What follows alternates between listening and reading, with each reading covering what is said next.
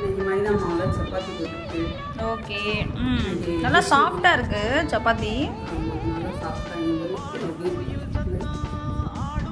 மைதா மாவு நல்லா ஒரு எப்படி சொல்கிறது, பஃபியாக நல்லா வந்து ஸ்பாஞ்சியாக இருக்குது. ஓகே. கொஞ்ச நேரத்துக்கு முன்னாடி ஓகே. கொஞ்சம் ஊற வச்சு வச்சுருக்கோம். நான் வந்து இன்னைக்கு உனக்கு எப்படி சாப்பிட வைக்கணும்னு பொல்லங்காய் காய் இருக்குல்ல, உள்ளங்காய் காயா? பொல்லங்காயில் உள்ளே இருக்குல்ல விதை, ஆமாம். அதை வச்சு நான் தொலையில் அரைச்சிருக்கேன். இந்த டிஷ் வந்து வரும், நான் இதில் போய் பார்த்துருக்கேன். ஓகே. இது எனக்கு அது வேணாம்ப்பா. நான் கடையிலேருந்து எனக்கு குருமா வாங்கிட்டு வந்துருக்கேன். குருமா மட்டும் சொன்னது கேட்க மாட்டீங்க, அதனால நான் குருமா வச்சுக்கிறேன். நீங்கள் இந்த வந்து புடலங்காய் உள்ள இதில் உள்ளதை துவைய பொல்லங்காய் விதையில எல்லாம் நீர்க்காய் வந்து ரொம்ப நல்லது. ஓகே.